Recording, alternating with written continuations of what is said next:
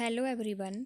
आप सभी का स्वागत है ज्ञान दृष्टि में। आज हम डिसर्टेशन या शोध प्रबंध के बारे में बात करेंगे कि डिसर्टेशन को किस प्रकार से लिखा जाता है, इसको लिखने के लिए हमें किन किन बातों का ध्यान रखना होता है और इसकी क्या इम्पोर्टेंस है, इसके बारे में बात करेंगे। तो शुरू करते हैं।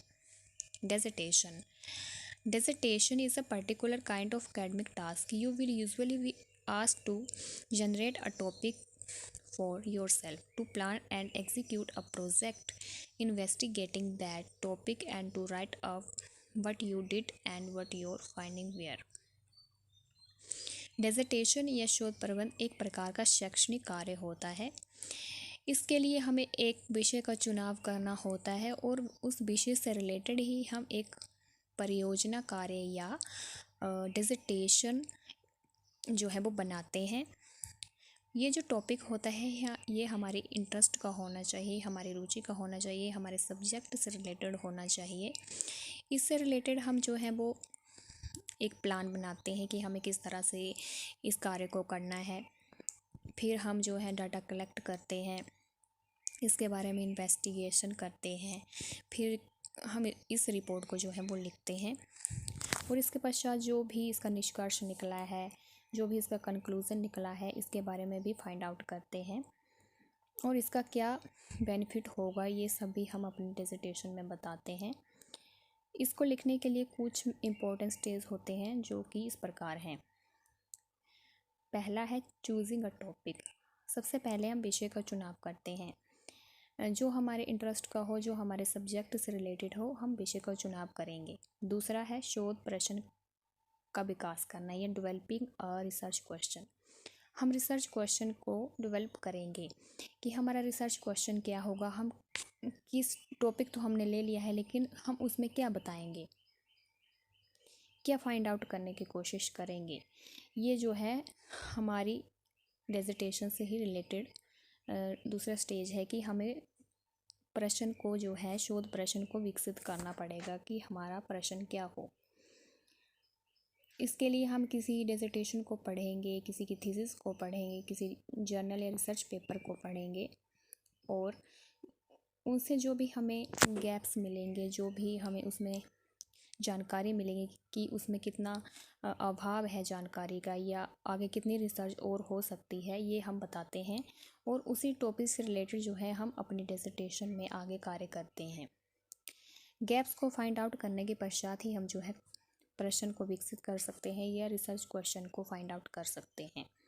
तीसरा है effective planning of the research, अनुसंधान की प्रभावी योजना। हमें जो अपनी डिसर्टेशन में जो कार्य करना है, जो प्रोजेक्ट वर्क है हमारा, उसकी जो योजना है, उसका जो प्लान है वो इफ़ेक्टिव होना चाहिए, अच्छा होना चाहिए। तभी जो है हम अपनी डिसर्टेशन को इफ़ेक्टिव ढंग से जो है वो कंप्लीट कर सकते हैं। अगर हमारा प्लान अच्छा नहीं होगा तो हम जो है अपनी डिसर्टेशन को ढंग से जो है वो नहीं बना सकते। इसके लिए हमें ये करना होता है कि हमने इसमें कौन कौन से टूल को यूज़ करना है, कौन सा डाटा यूज़ करना है, कैसे हमने जो है रिपोर्ट राइटिंग करनी है, किन किन चीज़ों को हमने इसमें यूज़ करना है, हमने जो है डाटा किस तरह से कलेक्ट करना है, प्राइमरी डाटा चाहिए या सेकेंडरी चाहिए, ये सब बातें जो है ध्यान में रखनी होती हैं। फोर्थ है being organized and methodology while conducting your research. शोध करते समय जो है हमें समय को संगठित रखना होता है और जो हमारी कार्य प्रणाली होती है, मेथोडोलॉजी होती है, वो भी हमें ऑर्गेनाइज्ड रखनी होगी, ढंग से उसको हम यूज़ करें। तभी जो है हम अपनी रिपोर्ट राइटिंग को ढंग से जो है वो कंप्लीट कर सकते हैं। मेथोडोलॉजी भी जो है वो सही होनी चाहिए, हमारे टॉपिक से रिलेटेड होनी चाहिए। अगर हम कोई हिस्टोरिकल टॉपिक ले रहे हैं तो हमें उसमें कौन सी मेथोडोलॉजी लगानी है, या हम वर्तमान का कोई टॉपिक ले रहे हैं या आजकल में जो भी टॉपिक हैं, जैसे कोई न्यूज़ है उससे हमें कोई टॉपिक मिल रहा है तो हमें उसमें किस तरह की मेथोडोलॉजी लगानी है, किस तरह से डाटा को यूज़ करना है, किस तरह से जो है हमें रिपोर्ट राइटिंग करनी है, ये सब बातें जो है ध्यान में रखनी होती हैं। तभी जो है हम अपनी रिपोर्ट राइटिंग को या अपनी डिसर्टेशन को जो है वो सही ढंग से कंप्लीट कर सकते हैं। तभी वो इफ़ेक्टिव होगी और तभी जो है वो माननी होगी और तभी उसकी जो है इम्पोर्टेंस भी मानी जाएगी। अगर हम उसको ऐसे ही लिख देंगे या हमारी जो मेथोडोलॉजी होगी वो ढंग की नहीं होगी और हम उसको ऐसे ही लिख रहे हैं कहीं से भी डाटा को कलेक्ट करके ऐसे ही, तो उसे इफ़ेक्टिव नहीं माना जाएगा और उसे ऑथेंटिक भी नहीं माना जाएगा। इसलिए जो है हमें डिसर्टेशन को लिखने के लिए बहुत सी बातों का ध्यान रखना होता है, खासकर मेथोडोलॉजी का जो यूज़ होता है वो ढंग से करना होता है। फिफ्थ है रिपोर्ट राइटिंग। रिपोर्ट राइटिंग करेंगे हम इसके बाद लास्ट में। ये सब चीज़ों के बाद जो है हम रिपोर्ट लिखते हैं। जो भी हमने फाइंड आउट कर लिया है, विषय का चुनाव कर लिया, क्वेश्चन को देख लिया, जो भी हमें क्वेश्चन मिला, फिर हमने प्लानिंग कर ली, फिर हमने मेथोडोलॉजी जो है वो इससे रिलेटेड जो है फाइंड आउट कर लिया उसके बारे में, तो फिर हम जो है रिपोर्ट राइटिंग करते हैं। अपने विषय को जो है वो एक रूप दे देंगे हम एक रिपोर्ट के ज़रिए। ये 50-60 पेज का हो सकती है हमारी डिसर्टेशन। इसको जो है फिर ऑर्गेनाइज्ड वे में हम इसको लिखेंगे, अच्छे से लिखेंगे। इसको लिखने के लिए पहले हम टाइटल पेज का यूज़ करेंगे। टाइटल पेज बनाएंगे हम, फिर हम कंटेंट बनाएंगे, इसकी विषय सूची बनाएंगे कि हम इसमें कौन कौन से चैप्टर को ऐड करेंगे, फिर कितने चैप्टर लिखेंगे हम, 1 लिखेंगे, 2 लिखेंगे, 4 लिखेंगे, 8 लिखेंगे, ये सब जो है हम इसमें लिखते हैं।